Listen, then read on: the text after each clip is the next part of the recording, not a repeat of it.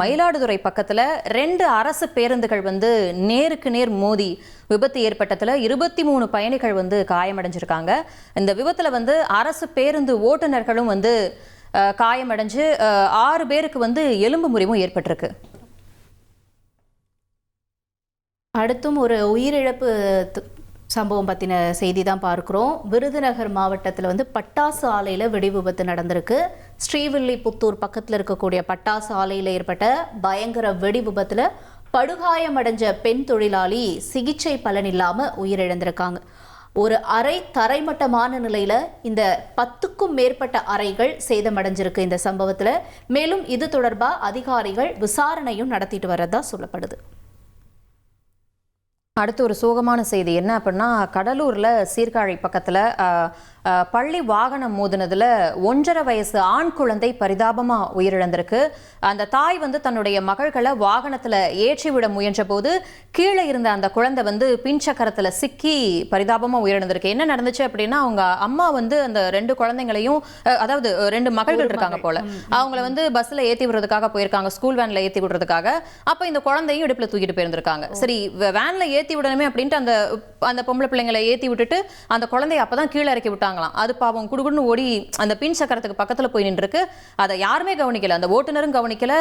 கவனிக்காம வண்டி எடுத்ததுல பாவம் அந்த குழந்தை பரிதாபமா இறந்து போச்சு. இந்த மாதிரி சம்பவம் இது முதல் தடவை இல்லை. எப்பவுமே ஒரு 2 குழந்தை வச்சிருக்கவங்க ஒரு குழந்தை ஏத்தும் போது இன்னொரு குழந்தை பலியாயிடுது.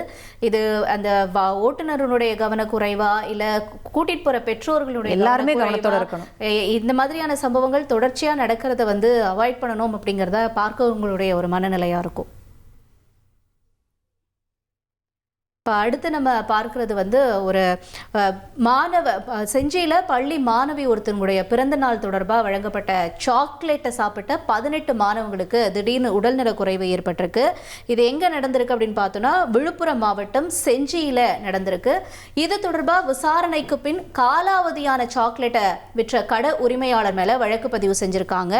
ஆசையாக பிறந்த நாளுக்காக சாக்லேட் வாங்கி போய் கொடுத்துருக்காங்க. ஆனால் அது எக்ஸ்பைரி டேட் இருக்கா இல்லையான்னு பார்க்குற அந்த நிலைமைக்கு நம்ம யோசிக்க மாட்டோம்ல. இதுல கடை உரிமையாளர்கள் நம்ம என்ன பண்ணுவோம், அப்படியேதான் வாங்குவோம். பட் அன்பார்ச்சுனேட்லி இங்க ஒரு சம்பவம் நடந்திருக்கிறதையும் பார்க்கிறோம். கிராமப்புறங்களையுமே நிறைய கடை உரிமையாளர்களுக்கு இந்த அளவுக்கு விழிப்புணர்வு இருக்காது. இது எக்ஸ்பயர் ஆயிடுச்சா, சாக்லேட் வாங்கி வச்சிருவாங்க குழந்தைங்க ஆசைப்படுதுங்கன்னு சொல்லி அவங்களுக்குமே போதிய விழிப்புணர்வு கொடுக்கணும் அப்படிங்கிறது தான் இந்த சம்பவம் உணர்த்துது.